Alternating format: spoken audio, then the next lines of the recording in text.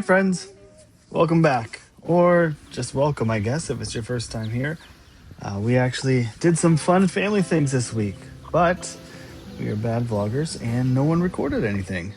One day we went to a lovely little beach with the two youngest kids and we splashed around and even took a spin on some kayaks. And another day we went to pick up our second born from youth camp and had a grand old day out getting bubble tea and new books, and even visited a pretty sweet Asian market. But did we think about recording anything? No, not at all. Not until 2 days later. Unbelievable. So instead, you can have some footage of my hike with Waffles the Wonder Dog, because apparently I thought that was film worthy. This week, I needed to make a trip to the post office to mail out a PIM, or a Partner in Missions form, that some friends of ours had filled out during family camp last week. Since it was pretty nice here, I decided to walk to the post office instead of driving.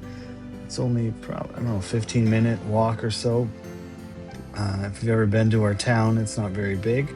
You can probably walk from one end to the other in an hour if you wanted to do that. So it's not a big deal. I ended up stuck behind this guy for a while, which was kind of weird.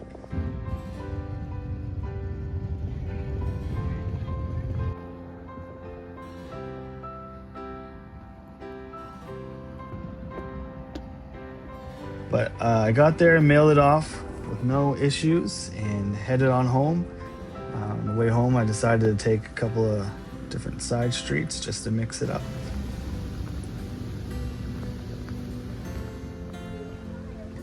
This isn't missions related, but there's a bit of a controversy and some drama going on where we live.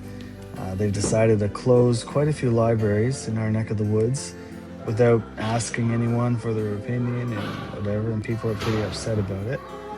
As a family, we've always loved libraries, no matter where we've lived, and so this week we decided to do a little bit of a library tour one afternoon and visit a few of them while we still can. The first one we went to was closing that weekend, and it was pretty bare. It was kind of sad to see.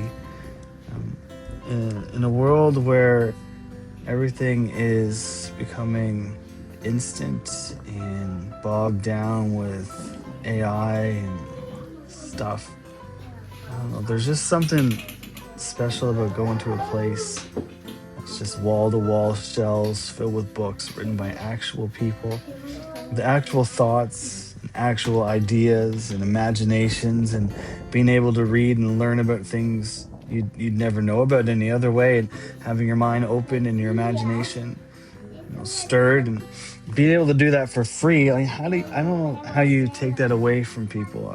How you justify that? I don't know. This is supposed to be a missions vlog or whatever. I remember as a kid reading books and encyclopedias and seeing pictures of far off places and animals and different cultures, and just kind of being amazed at how different things were in other places. And maybe that's where part of this love for missions started, was just from reading and seeing these things in books. But I don't know. Anyways, moving on, sort of. We also visited a secondhand bookstore in a neighboring town. It's one of the best bookstores that I've ever been in. The variety they have is pretty incredible. They even have some antiques, books that are over 100 years old, which is something I love. One of our girls was looking for a book in a series that she's reading, and we ended up finding it, and it was in incredible shape, and so that was an exciting time. And also, whenever I see a globe now, I have to find Guinea on it. Something I worked on this week was designing some stickers to sell at our table, and also a tabletop display with QR codes for links to our Facebook page, Where to Give, and also our YouTube channel.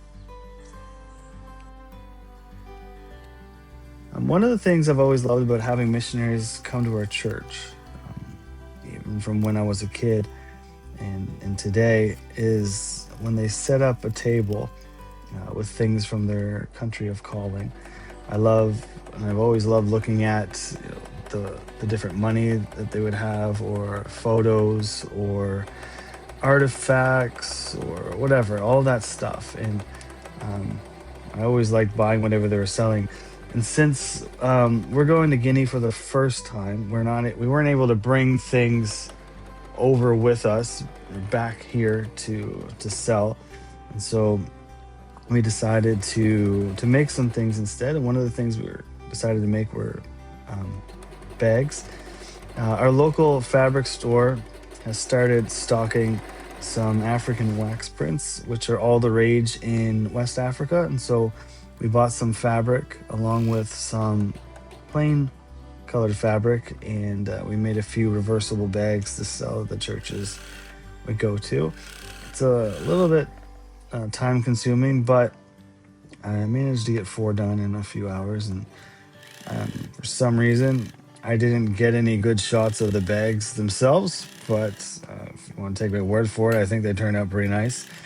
On Sunday morning, we loaded up the trunk with some of our trinkets and bags to sell, along with our table and some neat knickknacks we have from Benin and Ghana. And we headed down the road to Coldbrook for our first service on our Fundraising Trail.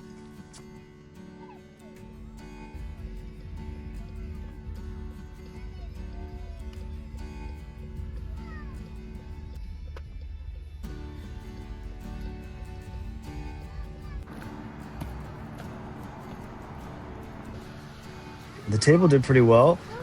We didn't have everything we planned on selling because some things didn't ship in time, but we sold a couple of bags.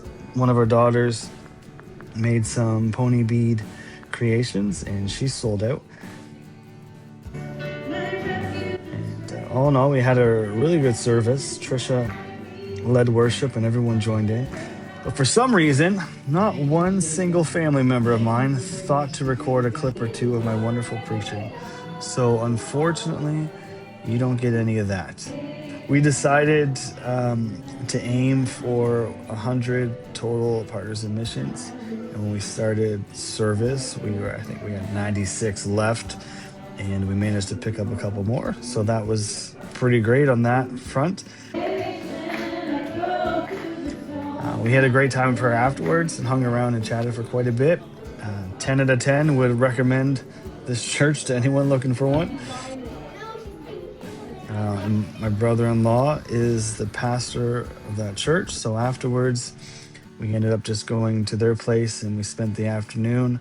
The kids played, and we talked, and just had an all-around good time. And it was a great day overall, and a great start to our fundraising. And so that's it for this week. A biento. We'll see you next week. God is good and faithful.